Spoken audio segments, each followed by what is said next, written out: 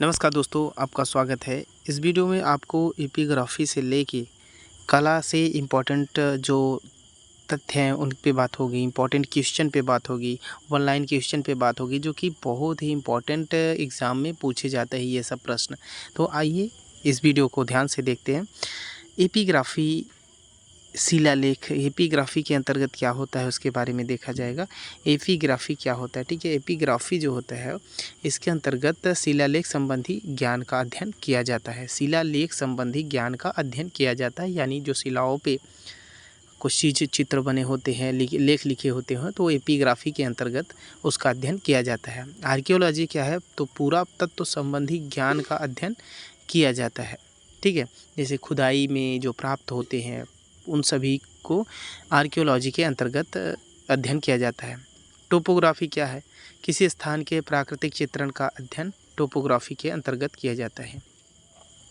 गोदावरी देवी को मिथिला पेंटिंग मधुबनी कला के लिए पद्मश्री इस पुरस्कार से सम्मानित किया गया था और 1930 में दरभंगा के बहादुरपुर गांव में जन्म हुआ था इनका, और मिथिला पेंटिंग की महादेवी वर्मा थी भी कही जाती थी।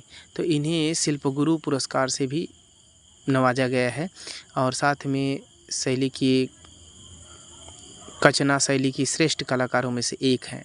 अभ्रंश शैली की बात करें तो महावीर की आकृति में पीला रंग, ठीक है। पार्श्वनाथ की आकृति में नीला रंग, नेमिनाथ की आकृति में काला रंग, ये सभी चिन्ह होते हैं। ऋषभनाथ की आकृति में स्वर्ण रंग। ये पूछा जाता है कि इसकी आकृति में कौन सा रंग प्रयुक्त होता है। और रस दीप्ति के रचनाकार कौन है, तो भामह रस दीप्ति के रचनाकार हैं। कला का यथार्थवादी प्रयोग सर्वप्रथम भरत मुनि ने किया था। कामदेव के चित्र का उल्लेख किस गीत गोविंद से मिलता है, कामदेव की जो चित्र का उल्लेख गीत गोविंद से मिलता है। और सहजानुभूति का सिद्धांत क्रोचे ने दिया था। पूछा जाता है कि सहजानुभूति का सिद्धांत किसने दिया है, तो क्रोचे ने दिया है।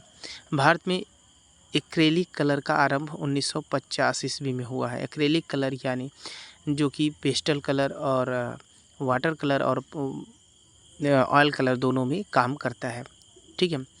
और सर्वप्रथम हाथी दांत पर चित्रण करना यूरोप से प्रारंभ हुआ था। प्रागैतिहासिक युग का पिता रॉबर्ट ब्रूसफुट को कहा जाता है। हरनिहरन गुफा के चित्रों का विवरण 1883 ईस्वी में कार्लाइल ने दिया था।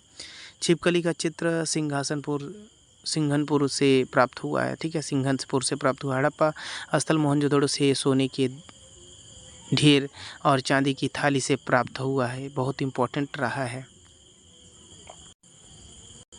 आगे बात करें 1889 में स्पेन में अल्तामिरा गुफा की खोज का श्रेय मार्सेलियो द सांतोला को जाता है। और यहाँ बात करें तो शिकारी के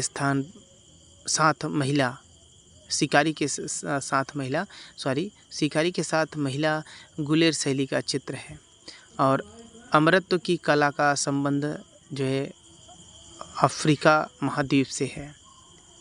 तांबे की मूर्तियाँ सबसे ज़्यादा दायमाबाद से प्राप्त हुई हैं। हड़प्पा सभ्यता में सबसे ज़्यादा पशुपति मूर्ति प्राप्त हुई है। विशालकाय बकरी का चित्र बाजार गुफा से प्राप्त हुआ है। प्रसिद्ध जिराफ ग्रुप का चित्र आदमगढ़ से प्राप्त हुआ है। ग्वालियर किले में, जो कि मध्य प्रदेश ग्वालियर के किले में स्थित सास बहू का मंदिर, ध्यान दीजिएगा, सास बहू का मंदिर कछवाहा शासकों ने बनवाया था।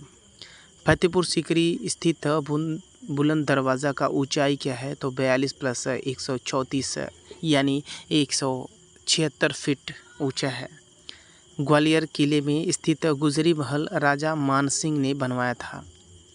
सर्वप्रथम वाघ गुफा चित्रों की प्रतिलिपियां मुकुल चंद डे ने चित्रित किया था। अजंता की बात करें तो अजंता गुफाओं का विवरण सर्वप्रथम विलियम्स एरिस्कन ने तैयार किया था, प्रकाशित किया था। अद्भुत रस का पीला रंग होता है। पूछा जाता है अद्भुत रंग का कौन सा रंग होता है, तो पीला रंग होता है। सित्तनवासल गुफा कावेरी नदी के किनारे है। ये आयोग द्वारा कावेरी माना गया है, तो कावेरी पढ़ना पड़ेगा। सित्तनवासल गुफा की जो कि कावेरी नदी के किनारे है। सर्वप्रथम अमरावती स्तूप का गुंबद संगमरमर का बनाया गया था और वाकाटक शासकों ने पीतल खोरा चैत्य सतमाला पहाड़ी पर बनवाया था। भारत में सर्वाधिक भव्य एवं सुरक्षित दशा में उपलब्ध चैत्य कार्ले गुफा है और प्रारंभिक ईसाई काल के चित्र सर्वप्रथम समाधि गुफाओं पर बनाए गए हैं। तो दोस्तों इस वीडियो में इतना ही। अगर ये वीडियो अच्छा लगा हो तो प्लीज़